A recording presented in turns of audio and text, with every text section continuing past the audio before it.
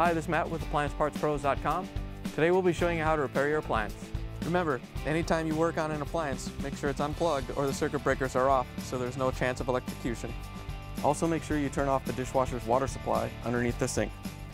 In this video we're going to show you how to change out the GE Dishwasher Door Strike Mount. It's going to be a very easy repair and it's only take a few minutes to show you how to do it. If you already have one of these, great. If not, you can click on the link below or get it at AppliancePartsPros.com. When you open up the package, you're going to get the new Door Strike Mount. The Door Strike Mount is what the door strike is attached to. The main reason you'll be changing it out is if it's damaged and the dishwasher door won't close and it won't go through the cycles. In order to change the part, we have to pull the dishwasher out of the cabinet. First thing we're going to do is go underneath the sink and disconnect the lines. Now that we're underneath the cabinets, you want to make sure that the dishwasher is still unplugged, and you may want to throw a towel down. When we take off the fill line and the drain hose, there's going to be some water that comes out. First, we're going to disconnect the fill line. It's connected right here to the hot water valve. You want to make sure the water valve is off, and then we're going to use our 5/8 inch wrench to loosen up the hose.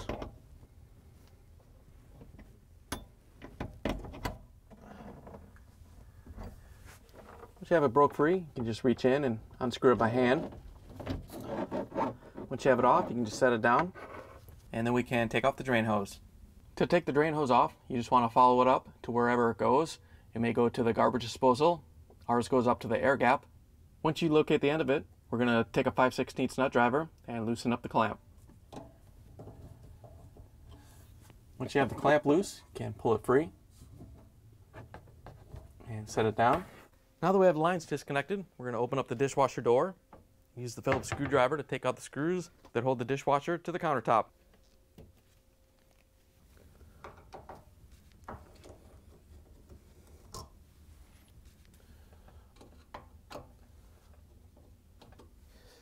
Now that we have the screws out, we're going to lift up on the door and use it to carefully pull the dishwasher out a little bit. Once you have it out, we can grab the frame and we're going to pull it out about halfway. We're not going to pull it out all the way. Now we're going to use the 1/4 inch nut driver to take off the screws that hold on the access panel.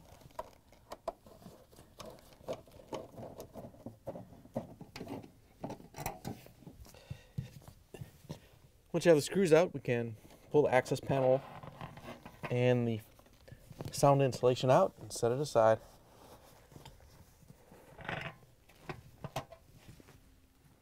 Now that we have the access panel and the insulation out of the way, we can disconnect the wiring harness. There's a little locking tab right here. You just have to press on to release it. And we're going to follow it up, and there's a little clip that hooks it to the tub. We're just going to unhook it from there. Now we can release the door cables. There's one on each side. They both come off the same way. All you have to do is grab the end here and lift it off the hinge. And then they make a little cable holder right below it that you can just hook it into and let go. That way it doesn't spring back and unhook the spring. Now we can do the door cable on the other side. It comes off the same way. Now that we have everything disconnected, we can take the door off. We're just going to open it up a little bit. And you want to lift up on it so the pins come out of the hinge. Don't open it too far, otherwise they won't come out. Just enough to get them out.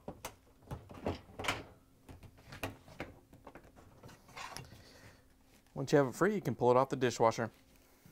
Now that you have the door off, we're going to set it on a table with a towel down so you don't scratch it or damage it. First thing we're going to do is take the vent cover off. We're going to use a flathead screwdriver just to break it free. Just want to get it on the tab right there and just tap it. Once you have it free, you can just unscrew it, take it off and set it aside. Now we're at the bottom of the door. There's 2 screws on each side that we have to remove in order to separate the 2 panels. We're going to use a 1/4 inch nut driver to take them out.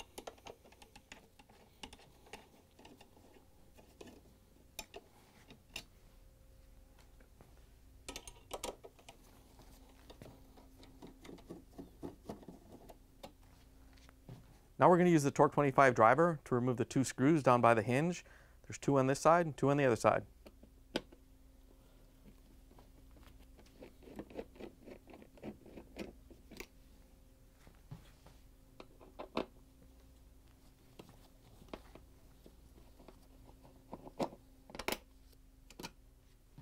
Now we're going to turn the door over so we can take the front panel off. Just want to carefully turn it over, set it on the table.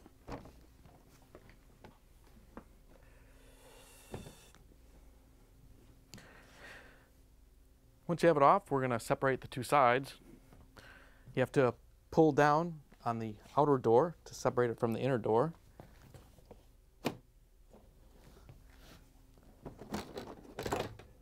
Once you have it free, you can pull it off and set it aside.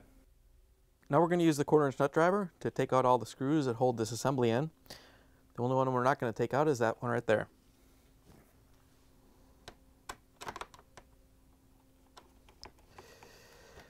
When you're taking these screws out, you'll notice there's a few different lengths. The longer ones are in these two lower positions, and then the ones across the top, the 4 that actually hold the part in, are shorter. And then the latch has really long ones that go all the way through.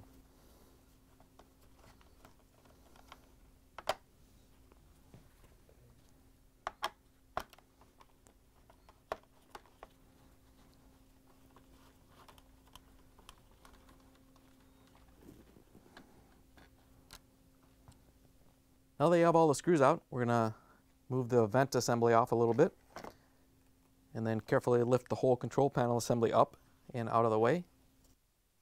Now that we have the control panel out of the way, we're going to use the 1/4" nut driver to reach in and take out the screw that holds in the door strike.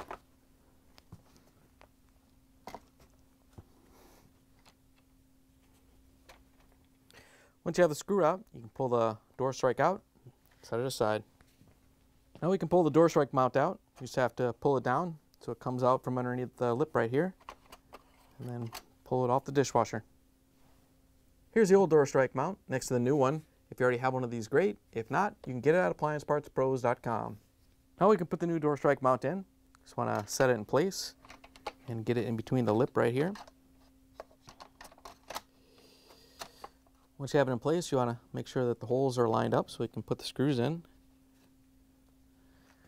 Once you have it in place, we can grab the 1/4" nut driver and put the strike back on. All you have to do is line it up with the hole in the door and push it in. And put the screw in.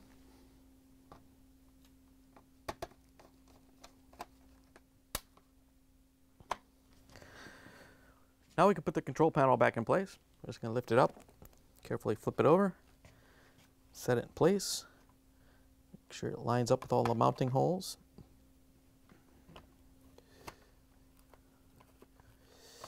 Once you have it in place, we can use the 1/4" nut driver to put in all the screws.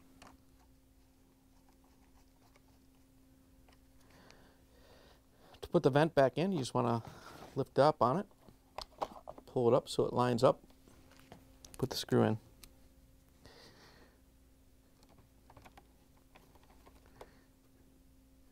Remember, the shorter ones are the ones that go in the upper position.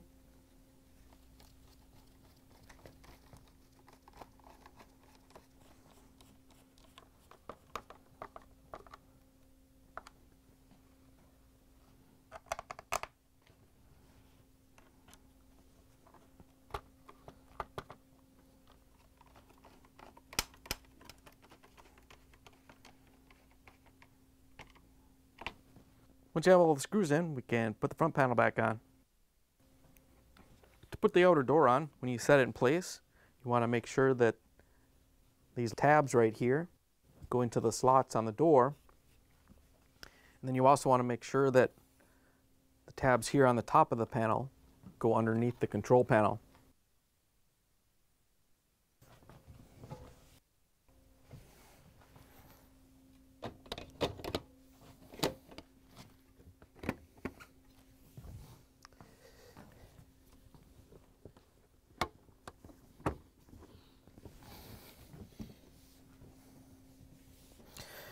Once you have it in, you can pull up on it to push it into the console.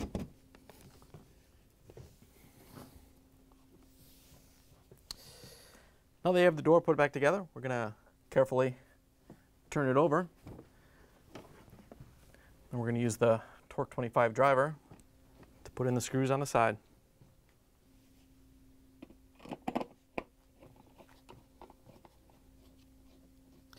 Once you have these in, we can do the ones on the other side.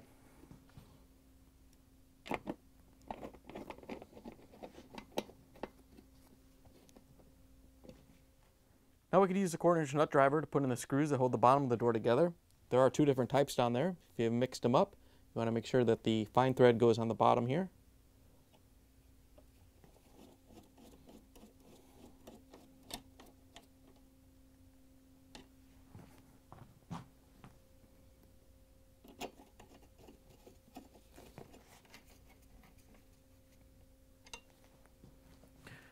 Now we can put the vent cover back on. To put it in, you just have to line it up and screw it in.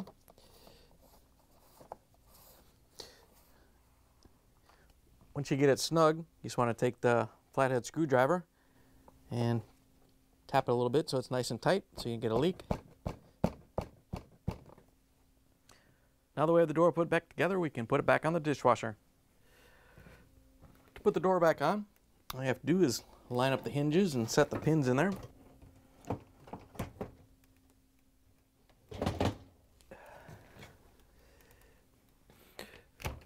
Now that we have the door back on, we can hook up the door cables.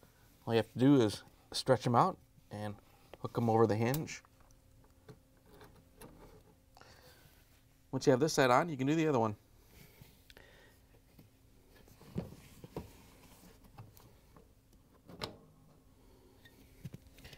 Now we can reconnect the wiring harness underneath. We're going to reach in and hook it over the hook so it's held in place. Once you have it in place, you can grab the plug it into the control board. Just want to make sure you plug it in so you get a good connection. It snaps in.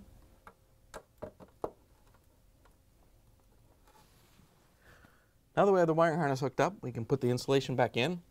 Remember, you want to put the thick part back in first, and this part wraps up inside the door.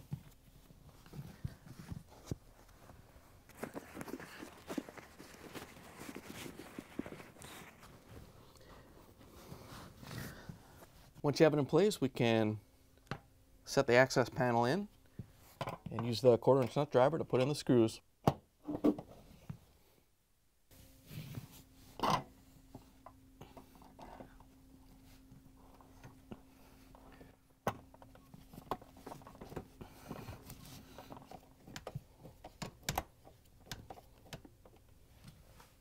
Now we have to reach underneath and put the line through the cabinets. We want to push the dishwasher in about halfway. Then we can go underneath the sink and pull on the lines to make sure they're not caught on anything. Then we can push the dishwasher in the rest of the way.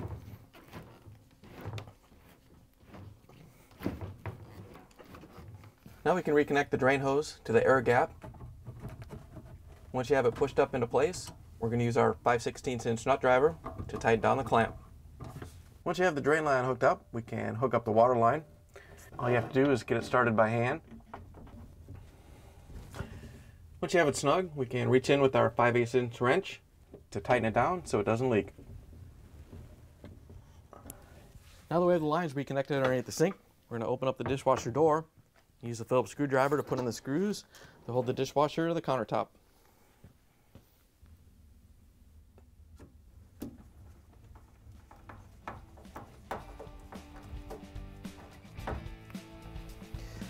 Now that we have the screws in, we can close the dishwasher door. Then we can plug it back in, turn the water back on, and take it for a spin. Thanks for joining us for another successful repair brought to you by AppliancePartsPros.com. Check out our other repair videos on our site, Facebook, and YouTube.